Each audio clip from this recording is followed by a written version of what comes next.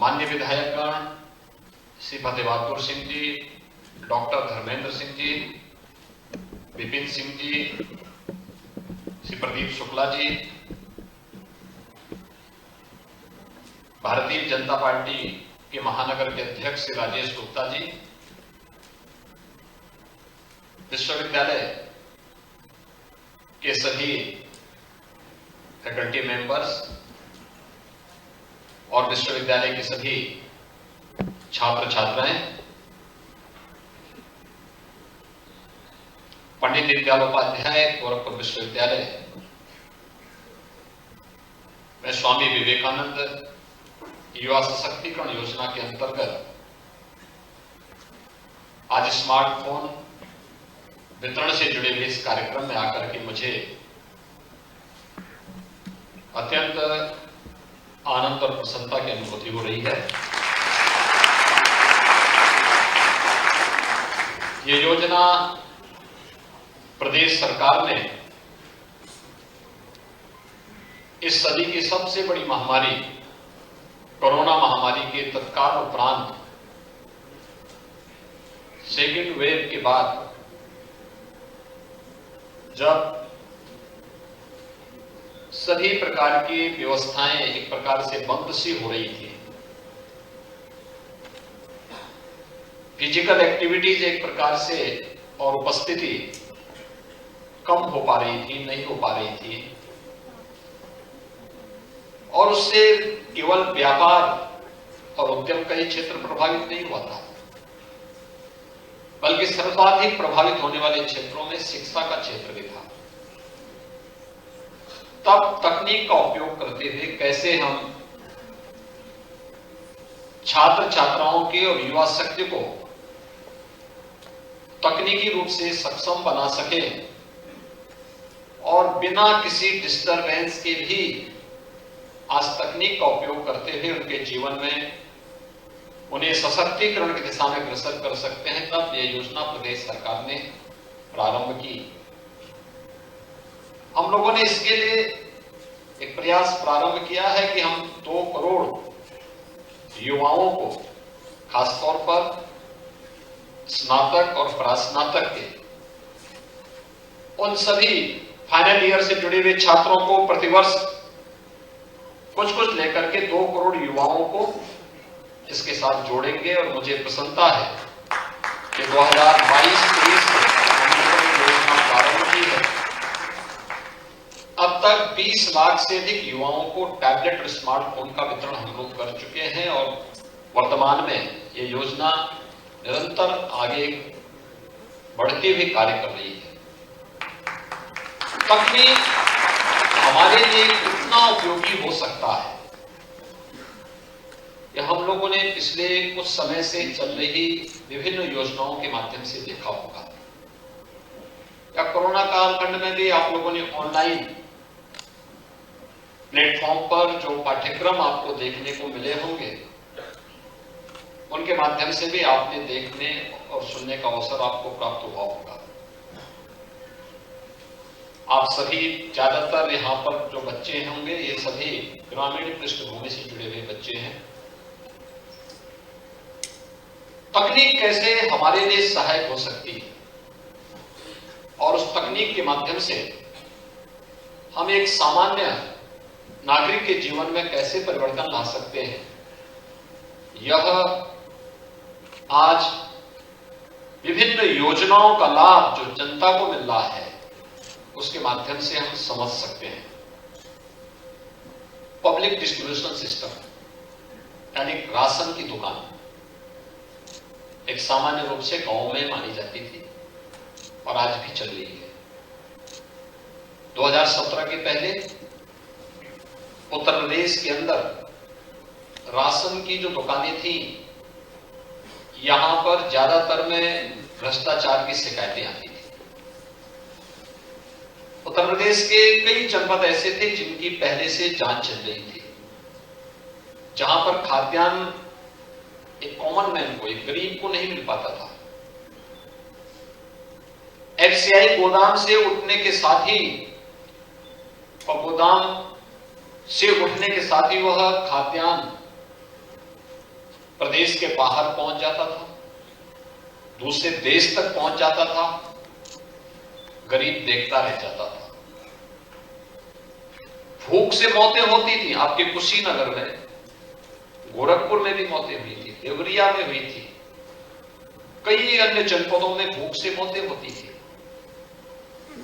और सरकारें कुछ नहीं कर पाती थी क्योंकि माफिया बहुत सशक्त था, बड़ा समर्थ था।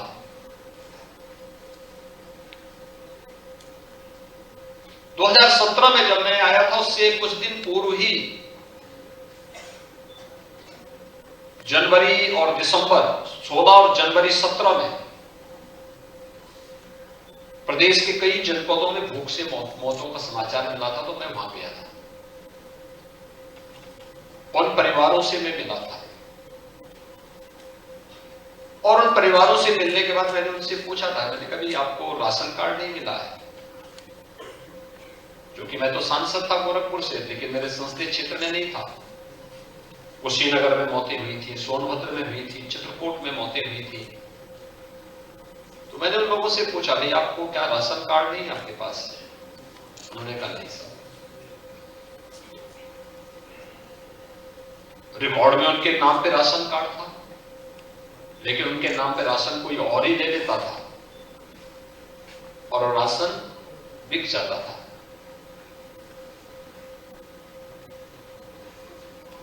मार्च 2017 में 19 मार्च 2017 को मैंने प्रदेश में मुख्यमंत्री पद की शपथ ली। लगभग 10 मार्च के आसपास मैं गोरखपुर आ रहा था दिल्ली से। तो गोरखपुर की डायरेक्ट फ्लाइट नहीं थी, मैं गोरखपुर से लखनऊ, लखनऊ से मुझे बाई रोड आना था। तो मैं लखनऊ आया तो उसी फ्लाइट से उत्तर प्रदेश के खाद्य के प्रमुख सचिव यात्रा कर रहे थे। हम दोनों की फ्लाइट में अगल बगल सीट थी, तो मैं अपनी सीट में बैठा, मेरा कोई परिचय था भी नहीं उनसे। तो मैंने उनसे पूछा, मैंने कहा भी, वो मुझसे अपना परिचय उन्होंने दिया, उन्होंने कार्ड मेरे सामने बढ़ाया, कहा साहब मैं प्रदेश में प्रमुख सचिव खाद्य का। तो मैंने कहा ऐसा राशन कोटे की दुकान आप ही के पास आती है? उन्होंने कहा हाँ। तो मैंने कहा भूख से मौतें क्यों हो रही है? उन्होंने कहा कि भूख से कोई मौत तो नहीं हो रही। खैर, व्यक्ति नजर जा रहा था, लेकिन मैं तो मौके पे गया ही था। उसके 8वें 9वें दिन मैं ही प्रदेश का मुख्यमंत्री बन गया। तो मैंने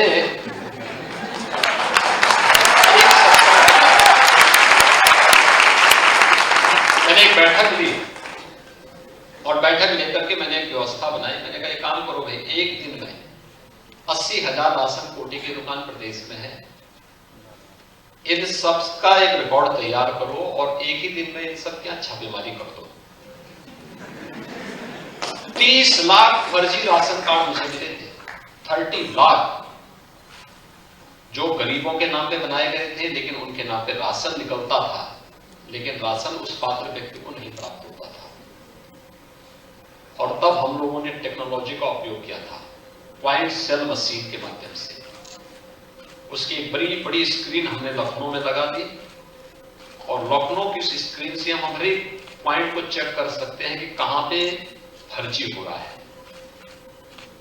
उस मशीन के माध्यम से सारी जानकारी उससे प्राप्त हो सकती थी, कहां घटतोली हो रहा है। ना आप कम दे सकते हैं और न ही मशीन के साथ कोई छेड़छाड़ कर सकते हैं। आधार से प्रत्येक राशन कार्ड को जोड़ दिया गया और हर व्यक्ति के नमूने ले लिए गए। परिणाम क्या है? आज जब भारत सरकार जांच कराती है पब्लिक डिस्ट्रीब्यूशन सिस्टम का, उत्तर प्रदेश का पब्लिक डिस्ट्रीब्यूशन सिस्टम पूरे देश के अंदर सबसे अच्छा है, जबकि सबसे बड़ी आबादी और सबसे ज्यादा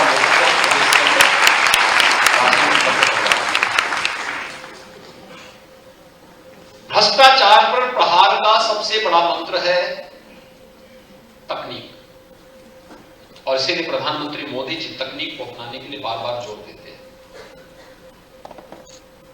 उस दिशा में प्रयास होना, डिजिटल इंडिया का संकल्प और ये सपना क्या साकार हो सकता है? हां, हम सबको उसके लिए अपने आप को तैयार करना होगा। स्वामी विवेकानंद के नाम पर हम लोगों ने राज्य में इसलिए इस स्कीम को चलाई। स्वामी विवेकानंद हम सब जानते हैं, एक युवा सन्यासी थे।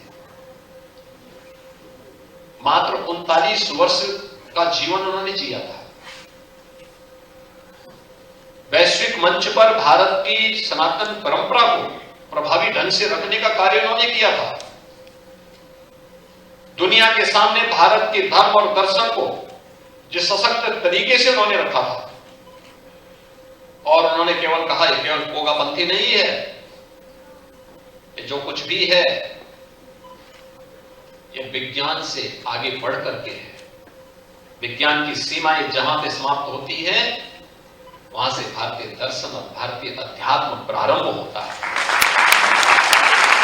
इस बात को प्रभावी ढंग से रखने का काम स्वामी विवेकानंद ने किया था, और आज ये हम सबका सौभाग्य है। इसलिए प्रदेश के अंदर जब मेरे सामने आया कि मैंने इसके बारे में विभाग से कहा, मैंने कहा इस एक स्कीम को हमें बनाना चाहिए, क्योंकि कोरोना कालखंड में बच्चे कोई प्रतियोगी परीक्षाओं की तैयारी कर रहा होगा, किसी को हम, क्योंकि 2 वर्ष से ऐसे लगातार हो गए थे कि जब हमें परीक्षा किए बगैर हम बच्चों को पाठ अगली क्लास में प्रमोट कर रहे थे। हमने कहा क्या ऑनलाइन एग्जामिनेशन के साथ हम जोड़ सकते हैं? बच्चों के पास टैबलेट नहीं थे, स्मार्टफोन नहीं थे। ऑनलाइन एजुकेशन के साथ जोड़ सकते हैं, उनके पास ये व्यवस्था नहीं थी, और भी अन्य संसाधनों का अभाव था। तब हम लोगों ने कहा कि नहीं, स्वामी विवेकानंद के नाम पे एक स्कीम निकालिए, 2 करोड़ युवाओं को हम लोग इस योजना के साथ जोड़ेंगे। और आज मुझे प्रसन्नता है कि 20 लाख से अधिक युवाओं को अब तक हम टैबलेट अथवा स्मार्टफोन उपलब्ध करवा चुके हैं। और इस क्रम में आज दीनदयाल उपाध्याय गोरखपुर विश्वविद्यालय में 1000 छात्र छात्राओं को यह सुविधा उपलब्ध हो रही है। जिन्हें उपलब्ध हो रही है उनको मैं हृदय से बधाई देता हूं।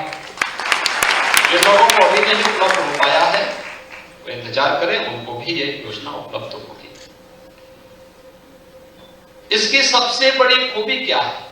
ये स्मार्टफोन और टैबलेट केवल आपके लिए, आपके कॉल करने के लिए या आपको मनोरंजन करने के लिए, एजुकेशन के लिए नहीं है।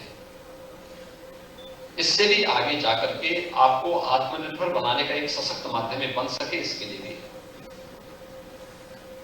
इसमें केंद्र और राज्य सरकार की वे सभी स्कीम आपको मिलेंगी जो एक युवा के लिए होनी चाहिए। ये हमारा सौभाग्य है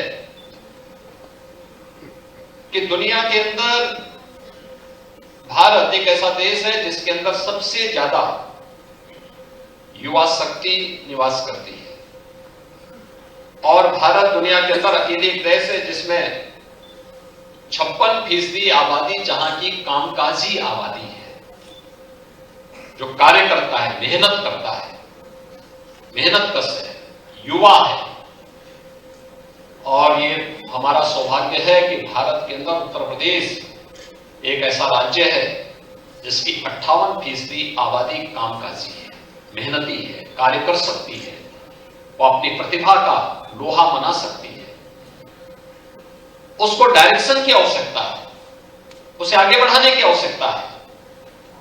उसे आगे बढ़ाने के क्रम में हम इस योजना को लेके आए हैं। थोड़ा सा प्रयास करें, परिणाम अपने आप आने लगते हैं। परिणाम लाने के लिए प्रयास करने की आवश्यकता है। मैं बार बार इस बात को सोचता हूं कि हमारे महाविद्यालय या विश्वविद्यालय या उच्च शिक्षण के संस्थान अपने आप में टापू बनकर के रह गए। वे शिक्षा और डिग्री और सर्टिफिकेट देने के केंद्र मात्र बन के रह गए। उनको उससे बाहर निकलना पड़ेगा। और सौभाग्य से कोरोना कालखंड में प्रधानमंत्री मोदी जी ने आपके लिए एक राष्ट्रीय शिक्षा नीति दी।